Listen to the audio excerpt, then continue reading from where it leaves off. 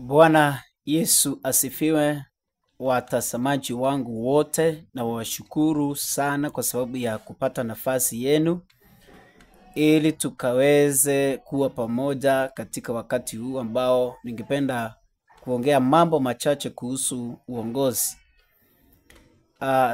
I thank God because he has given me an opportunity to be a leader at my age, and therefore through the process of leadership, there are a few things that I've been able to teach myself, and these things I've seen them working. By the grace of God, I would like us to share a few of them, and ningependa kusema ya kwamba ni swali ambalo ningependa tujiulize jioni ya leo ni kwamba ni nini ambacho uongozi uhitaji?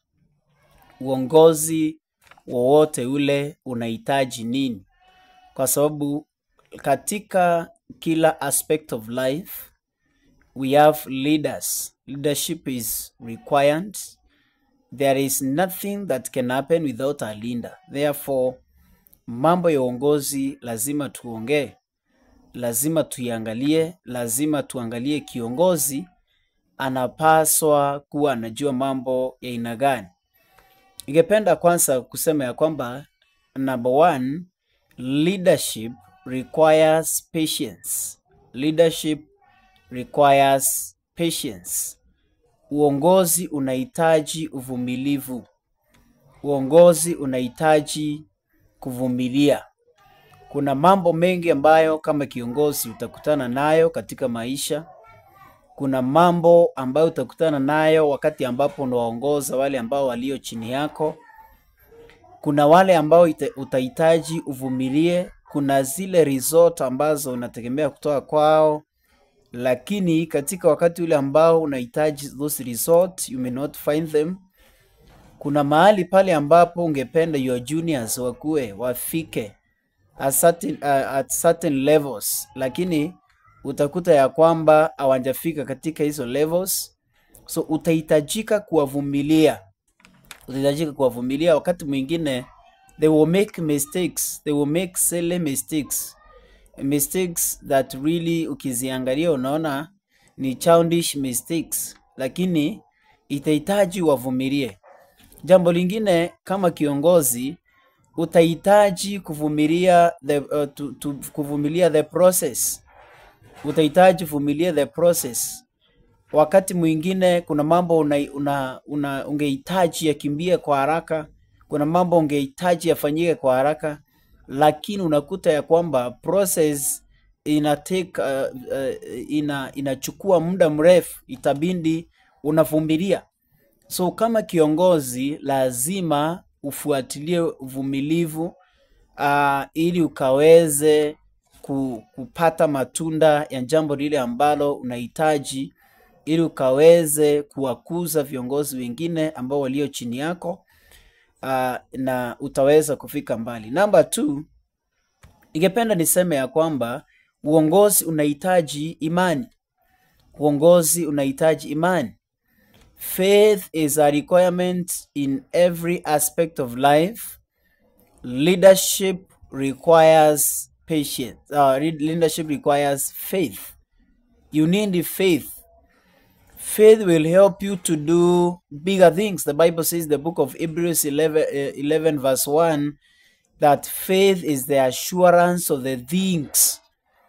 Ni uhakika wa mambo yale ambayo hujayaona kwa macho yako. So faith itakusaidia kuset bigger goals, kuwa mtu ambaye uko na maono makubwa, kwa sababu bila imani hauwezi kuwa na maono makubwa. Kuna mambo yale ambayo ungependa kuona katika mahali pale ambapo unaongoza yakifanyika, lakini lazima kwanza ukuwe na imani ya kujua ya kwamba yatafanyika. Ukuwe na imani ya kwamba unaweza kutenda mambo makubwa, kwa sababu bila imani kuna mambo ambayo hayawezi kusaliwa katika maisha yako. So mtazamaji, ningependa nikuambia kwamba ni vizuri ukuwe na imani katika maisha yako, ya kwamba kama kiongozi unapoongoza jamii yako unapoongoza kanisa, unapoongoza ofisi yote ile ambayo unayoiongoza, lazima ukuwe mtu ambaye ni mtu wa imani. Hata familia kuiongoza, lazima ukuwe na imani. Mahali popote pale ambapo unaongoza, lazima ukuwe mtu ambaye ni mtu wa imani. Number 3, ukuwe mtu mvumilivu. Ukuwe mtu ambaye tumesema ukuwe mtu mvumilivu. Alafu number 3 tumesema ya kwamba ukuwe mtu ambaye ni mtu mnyenyekevu. A leader who is humble. Don't harass your juniors. Be a humble leader. Don't speak rude to them. Don't show them that they are not worthy. Please be humble. Show humility. Respond with humility. Don't take pride of your position. Don't humiliate those who are, if you're in a managerial position, don't humiliate your subordinates. Don't humiliate your subordinates. Walk with them, walk a journey with them, talk to them, create an environment where everyone can share without being intimidated. Create such kind of an environment. Have time to share with them. Have time to laugh with them. Have time to share challenges with them. Have time to encourage them. Be a humble leader, someone who listens to the subordinate staff. And if you be such kind of a leader, you must be assured of prosperity. You must be assured of progress. You must be assured of good news, better fruit of what you're doing. If you are showing humility in everything that you're doing. Ngependa niseme ya kwamba kuna watu ambao ukiwapatia uongozi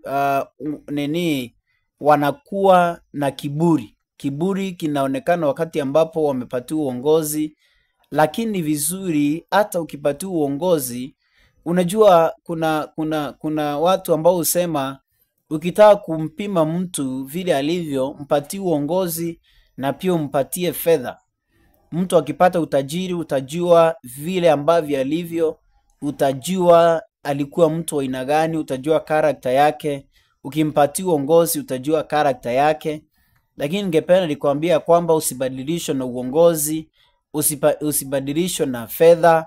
Kuwa mtu ambaye ni mtu a humble person. Number 4, you need to be courageous. You need to be courageous.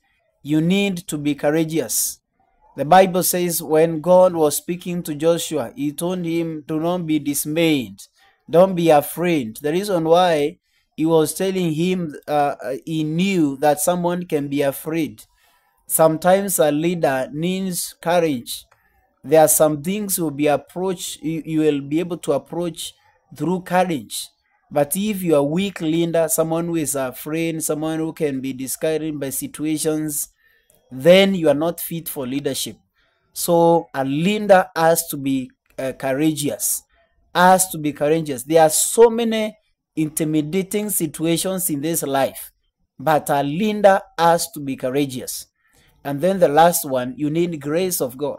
Unahitaji neema ya Mungu. Mungu asipo kuneemesha kwa lile jambo ambalo unafanya, Mungu asipo kuneemesha katika uongozi, kwa wale watu ambao unaongoza katika hiyo ofisi, neema ya Mungu ikikupungukia, utakuwa kama Nebukadneza.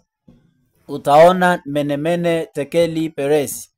So ni vizuri kila wakati ukiamka asubuhi kama kiongozi, kwanza kabisa unamwambia Mungu, Baba, ninaomba neema yako, kwa sababu neema ya Mungu ndiyo ambayo ufanye mtu anapendeka mahali ambapo hakuwa anapendeka. Ndio ambayo inaweza kuqualify mahali ambapo you are not qualified. Mahali ambapo wewe haupaswi kuwa, lakini neema ya Mungu inakufanya unaweza kuwa mahali pale. May the Lord bless all those who want to be leaders. May the Lord bless all those who are aspiring for leadership positions. May the Lord bless all the leaders who are leading, because leading is not easy. Leading requires courage. Leading requires people of great faith, people of unfailing faith, people who can stand during the waves, people who can stand during hardship, people who can embrace situations with positivity, people who can be optimistic in every situations. Those are the kind of people that leadership requires. So may the Lord bless all the leaders. May the Lord increase you.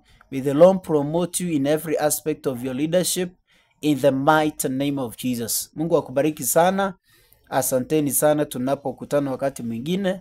Kwa majina yangu naitwa mchungaji Pastor Nick.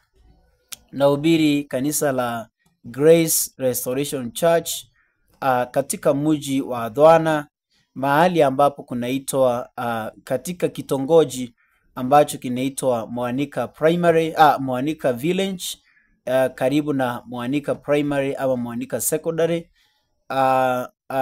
juu ya Karumo Technical. May the Lord bless you so much and may the Lord increase you. Shalom. Let us meet the next time.